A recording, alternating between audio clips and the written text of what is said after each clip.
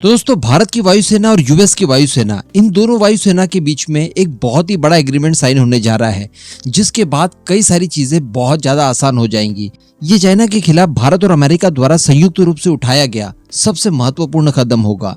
मैं आपको इसकी डिटेल जानकारी दूंगा। वीडियो थोड़ी सी बड़ी हो सकती है, लेकिन आप सारे पॉइंट एकदम ध्यान से सुनिएगा। वीडियो को कहीं से भी स्किप मत कीजिएगा।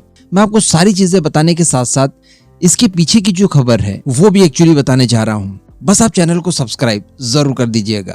तो दोस्तों सबसे पहले तो हम लोग ये देखें कि अमेरिका जब भी किसी के साथ दोस्ती करता है और पक्की दोस्ती करता है तो लेमोआ, बेका और कामकासा जैसे फाउंडेशनल एग्रीमेंट जरूर साइन करता है। उदाहरण के तौर पर भारत के साथ ये सारे एग्रीमेंट साइन किए गए हैं, जबकि अमेरिका द्वारा पाकिस्तान को एक चपरासी के तौर पर इस्तेमाल किया जा रहा था। इस वजह से पाकिस्तान के साथ इतने लंबे समय से उसकी अलाइनमेंट रही, लेकिन इसके बावजूद इस तरह के एग्रीमेंट पाकिस्तान के साथ साइन नहीं किए गए। तो अमेरिका के लिए भारत का जो इम्पोर्टेंस है वो आप इस बात से समझ सकते हैं। अब ये एग्रीमेंट क्या है, एकदम शॉर्ट में ये भी पहले समझ लीजिए। तो बेका जो कि हम लोगों ने 2022 में अमेरिका के साथ साइन किया था, ये होता है बेसिक एक्सचेंज कोऑपरेशन एग्रीमेंट। इसके अलावा 2016 में लेमोआ साइन किया गया, जिसे कहा जाता है logistic exchange memorandum and agreement.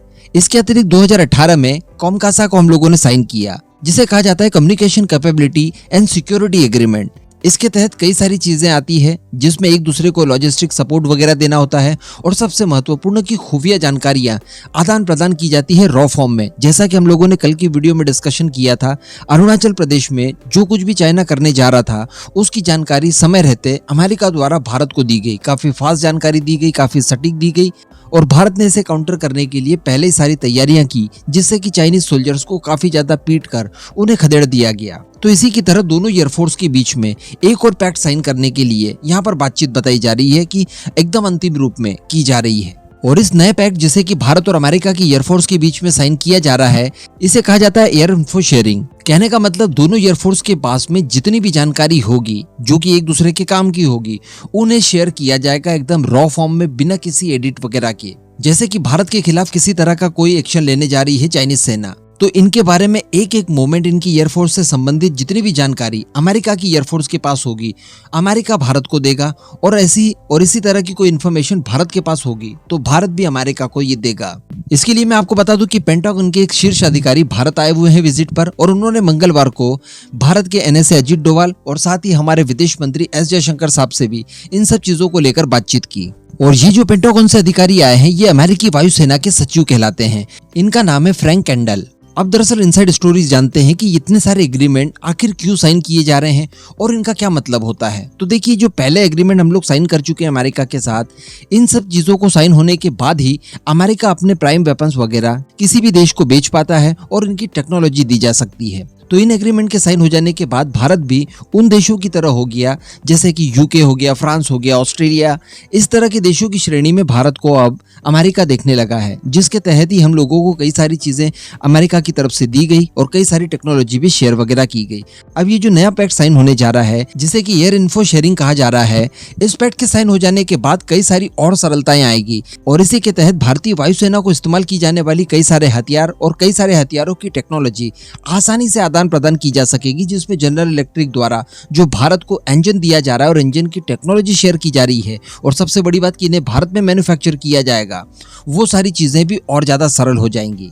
इसके अतिरिक्त भी जो MQ-9 ड्रोन हम लोग लेने जा रहे हैं, जिसकी कई सारे पार्ट्स की टेक्नोलॉजी हम चाहते हैं, तो ये सारी कुछ चीजें इसके बाद बहुत आसान हो जाएगी। इसके अतिरिक्त अगर भारत को एमका बनाने में किसी तरह की कोई प्रॉब्लम जाएगी, तो वहां पर भी हम लोग संबंधित टेक्नोलॉजी अमेरिका से इस पैक्ट के साइन हो जाने के बाद बड़ी आसानी से ले पाएंगे।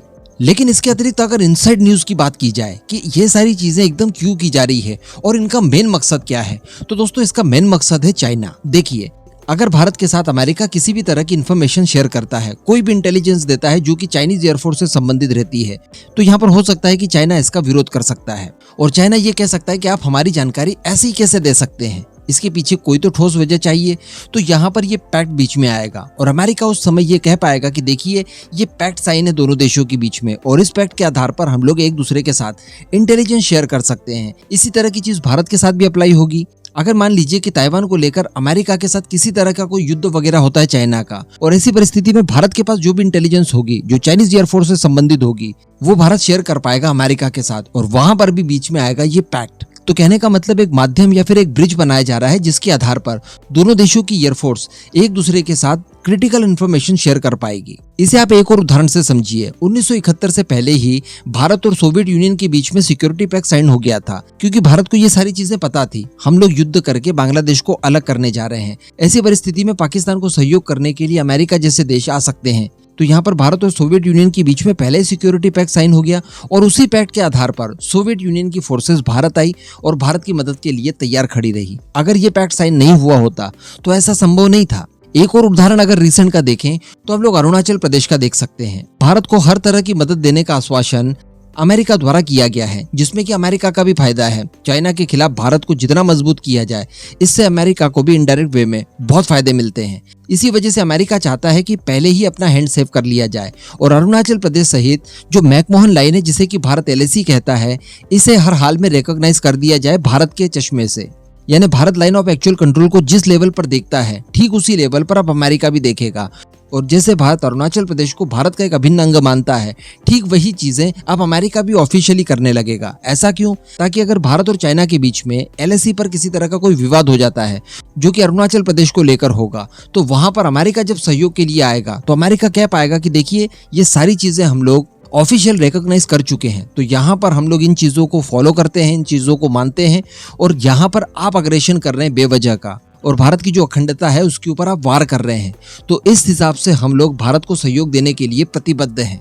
तो अल्टीमेटली जो निचोड़ देख रहे हैं आप इन सब चीजों का, वो ये है कि चाइना के खिलाफ भारत अमेरिका का और अमेरिका भारत का बिना किसी संकोच और बिना किसी बाधा के जो मदद करना चाहे वो मदद कर पाए, इसीलिए ये सारी चीजों को तैयार पहले ही करके रख लिया जा रहा है।